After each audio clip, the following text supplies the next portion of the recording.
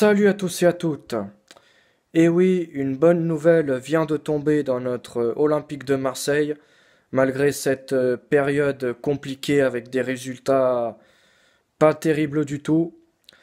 Il était présent dans les tribunes du Vélodrome face à l'occasion de la défaite face à Tottenham, 2 buts à 1.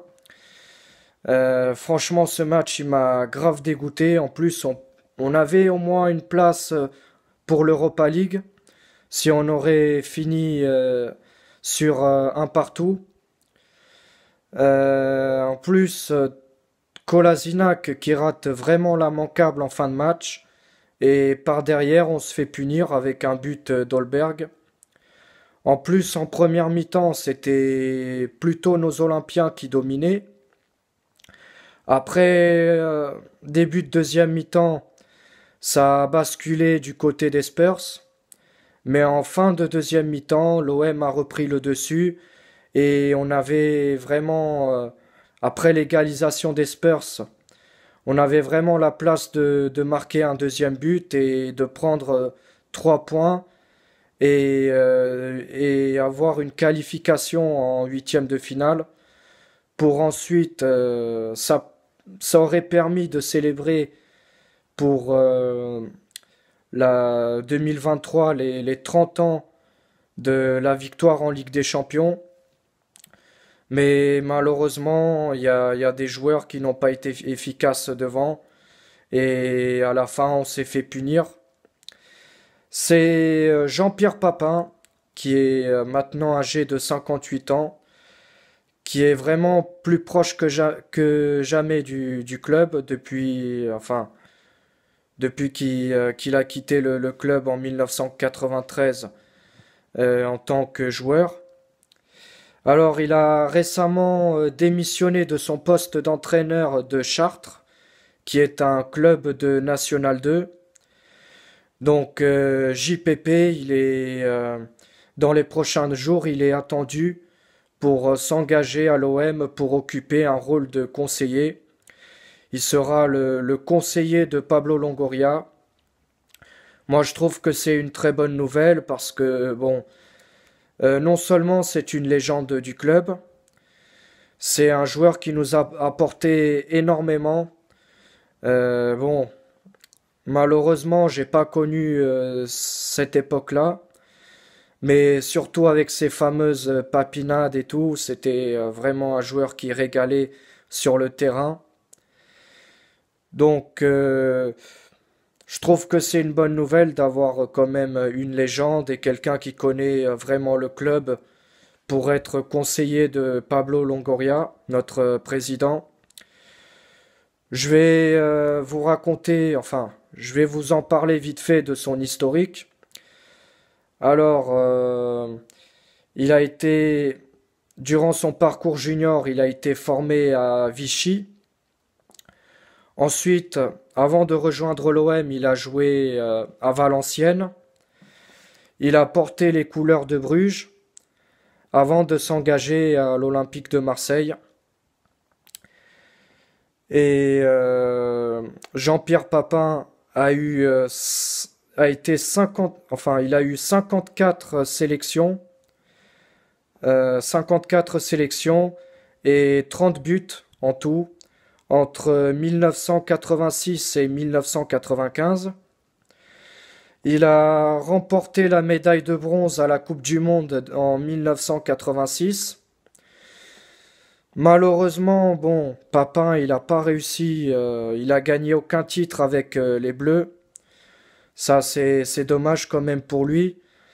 Mais sinon, après son palmarès en club, au FC Bruges, il a remporté la Coupe de Belgique en 1986. Après une année en Belgique, il arrive enfin à l'Olympique de Marseille.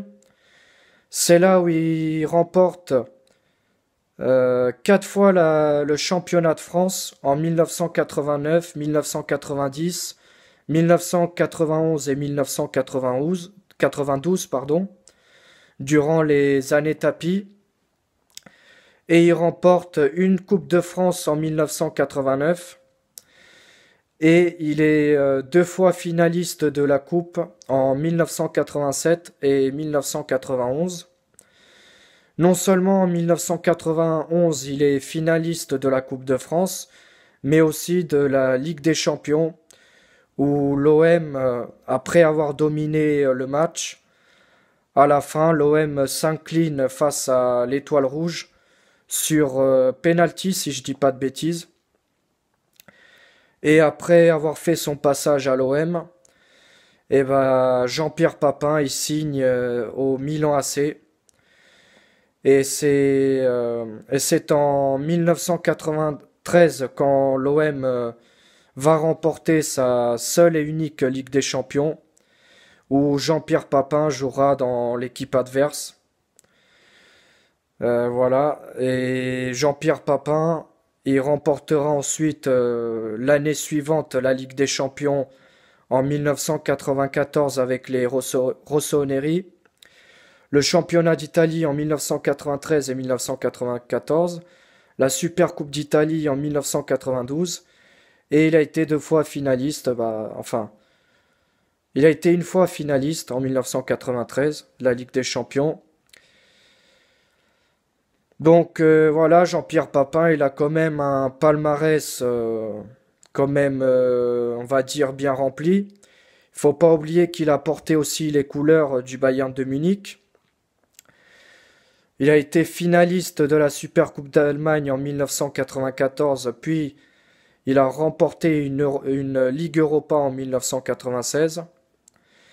Et après le Bayern de Munich, il a fait un retour en France, où il a porté les couleurs des Girondins de Bordeaux. Il a été deux fois finaliste de la Coupe de la Ligue en 1997 et 1998. Donc voilà, il a, après avoir eu quand même une belle carrière en tant que joueur, ensuite il s'est lancé dans une carrière d'entraîneur en 2004, après avoir pris sa retraite. Il a entraîné, bon, un petit club, je pense, de National 2, le FC Bassin d'Arcachon. Après, en 2006, il a entraîné Strasbourg durant une saison. Après, en 2007, pareil, encore une saison. Enfin, il a entraîné aussi seulement une saison le Racing Club de Lens. Après, il est parti de Lens en 2009 pour entraîner Châteauroux. Ensuite, après Châteauroux, il est retourné à Arcachon. Et après Arcachon, il est parti entraîner Chartres, une équipe de National 2. Bon, sa carrière de joueur, on peut dire que bon, il a eu une très belle carrière. Malgré ce qui est dommage, il a jamais remporté un seul titre avec les Bleus. Mais sinon, carrière d'entraîneur, bon, c'est pas ouf. Mais bon, après, je pense qu'en tant que conseiller de Pablo Longoria, je pense que ça va le faire et je suis sûr et certain que Jean-Pierre Papin il va réussir dans ce poste-là. En tout cas, je suis content on peut dire, de son retour au club. Après, dites-moi votre avis, pardon, en commentaire de ce que vous en pensez de sa venue en tant que conseiller de notre président. Dernièrement, j'ai pas pu faire de vidéo à cause de mon problème de micro. Bon, cette fois-ci, j'ai réglé le problème. Ça me fait plaisir de pouvoir faire des vidéos et de revenir sur la chaîne. On se retrouve demain pour l'avant-match de l'Olympico qui se jouera dimanche à 21h. OM face à l'Olympique Lyonnais. J'es- J'espère qu'on va se relancer dimanche, mais je vous avoue que j'appréhende beaucoup ce match. En plus, les joueurs, ils vont être un peu fatigués avec le match qui s'est joué mardi dernier pour la Ligue des Champions face à Tottenham.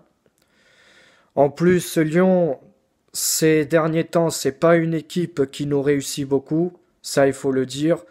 Donc j'appréhende énormément ce match et franchement dimanche il faudra surtout pas perdre parce que non seulement on perd c'est face à un rival, ça fait toujours mal, mais aussi on prendra encore plus de retard sur le classement pour espérer à la fin de la saison euh, accrocher le podium. D'ici là, portez-vous bien et passez une bonne journée.